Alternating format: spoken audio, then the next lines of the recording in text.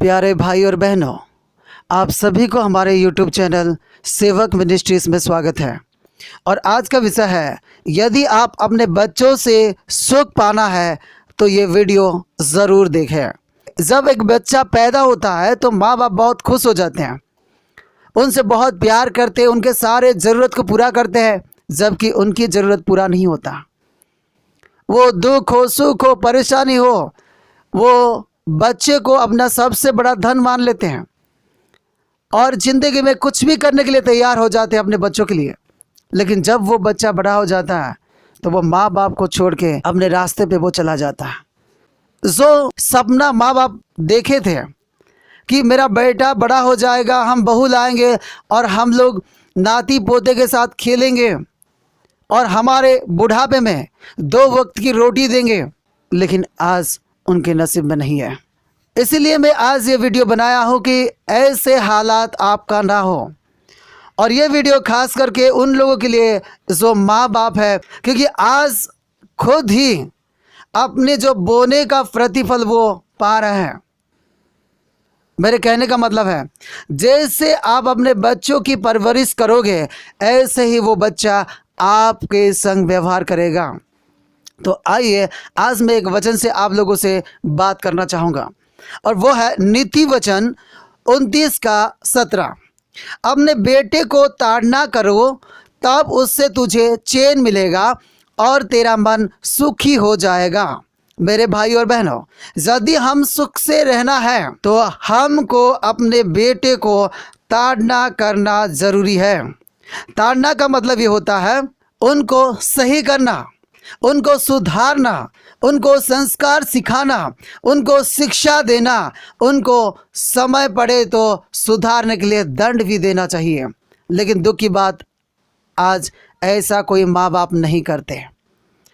वे बच्चों को अपने राह पे छोड़ देते हैं और बाद में कहते हैं कि मेरा बच्चा बदल गया, मेरा बेटा बदल गया, और आज हमें नहीं देखता है, आज हमें परेशान करते हैं। मेरे भाई और बहनों, ये जो घटता है ये ज़्यादातर इसीलिए होता है कि ये परवरिश का नतीजा है।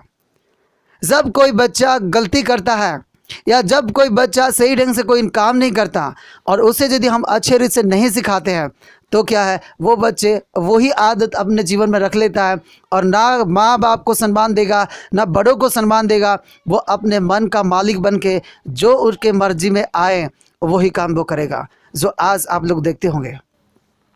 आज ऐसे बहुत सारे लोग हैं जिनके बच्चे माँ बाप का आदर नहीं करते, बड़ों को सम्मान नहीं करते, जो उनके मर्जी है वही काम करते हैं, क्योंकि वो बचपन से अपना मन के मुताबिक जीना सीख लिए हैं।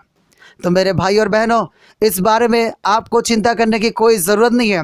आज मैं परमेश्वर की एक बात और आपसे कहना चाहूँगा जिससे आपका बच्चे का जीवन बदल जाएगा। यदि आज से आप उन्हें तैयार कराओगे, आज से आप उन्हें संस्कार सिखाओगे, सुधार करना आरंभ करोगे और शिक्षा देना, अनुशासित जीवन सिखाना आप शुरू करोगे, तो मैं विश्वास करता हूँ आने वाले समय में आपका बेटा या बेटी आपको तुच्छ नहीं समझेंगे और आपको सुख से रहने देंगे और उनके द्वारा आप सुखी होंगे।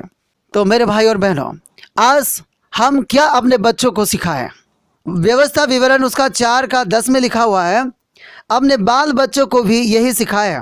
और कौन से बारे में सिखाने के लिए इस्राएल लोग को मूसा ने कहा था, और वो है परमेश्वर का भय।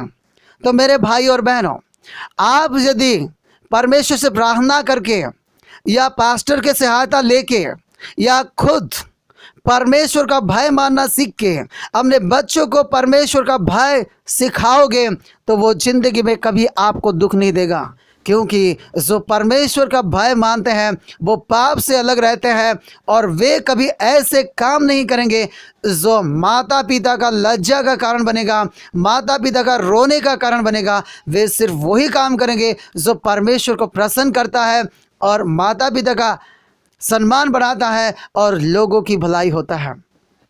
ये बात इसलिए कह रहा हूँ कि जब कोई इंसान परमेश्वर का भय मानता है तो उसका जीवन बदलना सुनिश्चित है, क्योंकि वो परमेश्वर को जानता है, परमेश्वर को समझता है और उसके हर एक कार्य का जो प्रतिफल उसे मिलने वाला है वो समझ जाता है, इसलिए वो कभी भी गलत काम नहीं करेगा या माँ बाप को अपमान देने वाले काम नहीं करेगा।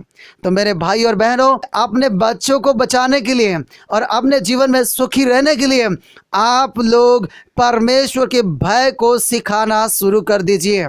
लेकिन उससे पहले आपको परमेश्वर को भय मान के जीवन जीना होगा, क्योंकि बच्चे ज़्यादातर अपने माँ बाप से ही सीखते हैं।